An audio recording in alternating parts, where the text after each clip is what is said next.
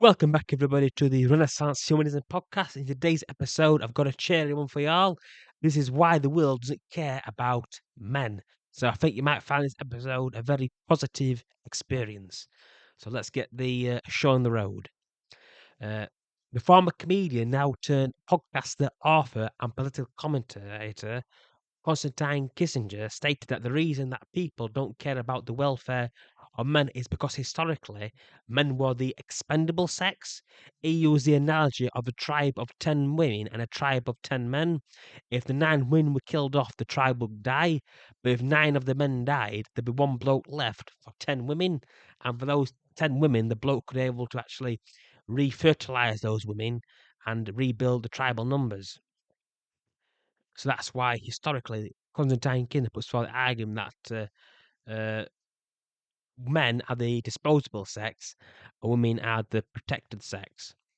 He also stated due to generational trauma from World War One from 1914 to 1918, and then from World War Two from 1939 to 1945, predominantly men fought in those wars and in most wars, and they suffered from post-traumatic stress disorder, and due to them being stoic, and also for men in Europe fighting wars from the fall of the Western Roman Empire in 467 AD until the end of World War II in 1945, it created the Stoic man, and that because he was stoic, women growed up with their fathers and grandfathers, not talking about what they experienced in all the wars or expressing their emotions. That's why when men show their emotions, women don't know how to deal with it. They don't know how to cope with it just because it's not what they historically they have to deal with. It's because they don't know how to deal with the man's emotion as well, that the man doesn't actually express his emotions. It's just part of socialization that people need to be aware of and try to fight against, just so they can actually, both men and women can express themselves properly. Um, According to the United Kingdom of Great Britain Northern Ireland Office of National Statistics, the age group most accessible to committing suicide are men aged between 40s and 50s. Also, in 2016, the last year global data was available from the World Health Organization, or WHO for short. There's an estimated 793 suicide deaths around the world, with men being primarily the victims of suicide. One of the critical drives behind male suicide is the lack of purpose in men having the modern world. Women have adapted these new challenges far more effectively than their male counterparts. Men have not adapted to the changing sexual marketplace and more educational orientated workforce. For example, college involvement in the United States between 2017 and 2022 have experienced 20% decline, with nearly 6% fall in women attending universities in the past 4 years, according to the National Students Clearinghouse Research Centre. I will provide the links to an actually written article in the comment section as well, so you can view where I actually got this information from as well, and you can come to your own conclusions. Among all the student demographics in this sector, white men experienced the sharpest decline in enrollment, falling near 20%. Moreover, the fall in enrollment rates for women is as for-profit institutes have increased in the same period, while male enrollment has declined. Uh, this go this growing gender gap in educational attainment marks a significant improvement for the education of women, with modern women being more highly educated and prepared to face the modern world compared to their contemporary male counterparts. This is fantastic. This is fantastic compared to women's liberation in the 1960s.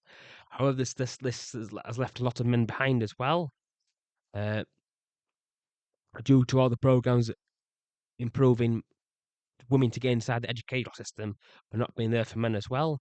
Men also tend to be far more aggressive, commit more acts of violence, and also act more disorderly in their teens and early 20s.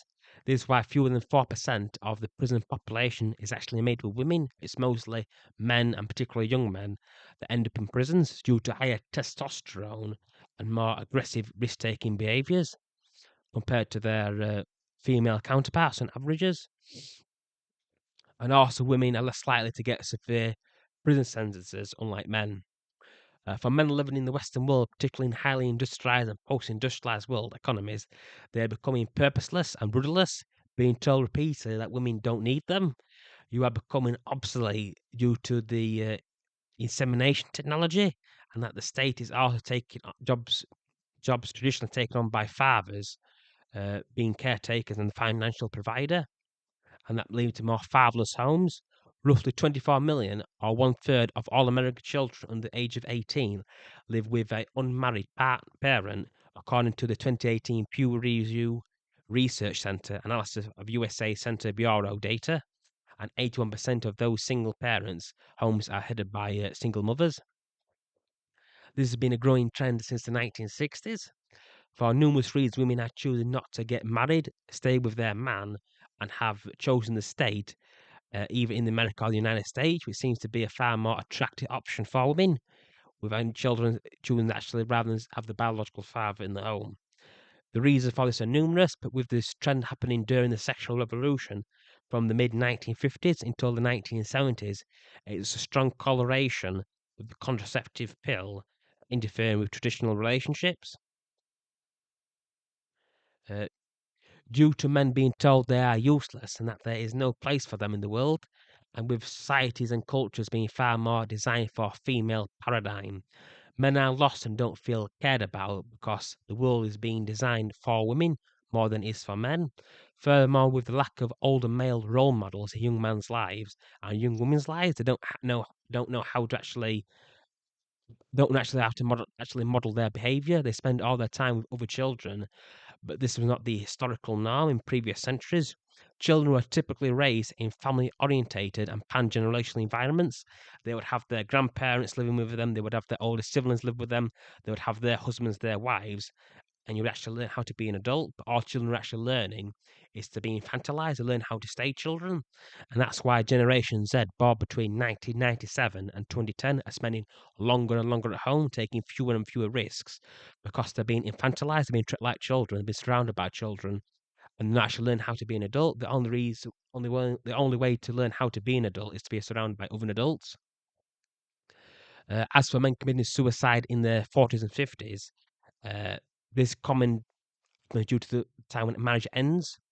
The average marriage ends around about 8 years on average, and because of this, couples tend to stay married between 5.9 to 5 around that time, around 10, 15 years. And because of that, they divorce. If they get married in their 30s, chances are they'll be divorced by their 40s or maybe 50s, depending when actually marriage takes place. Because the average marriage in the United Kingdom is in the early 30s. For the United States, it's around 28, but it's getting close to 30 as well. Again, it's turning to the more European standard. And because of that, when people get divorced in their 40s or 50s, sometimes the man doesn't have what it takes or gives up because they don't want to start again from scratch. Because when you first start again from scratch to go get married again, they might have to retrain and learn new skills. And for whatever reason, they don't want to do this as well because that's a strong factor as well. I hope you found today's episode useful and informative. I shall leave my links below so you can look at the data yourself, and hope you enjoy this podcast.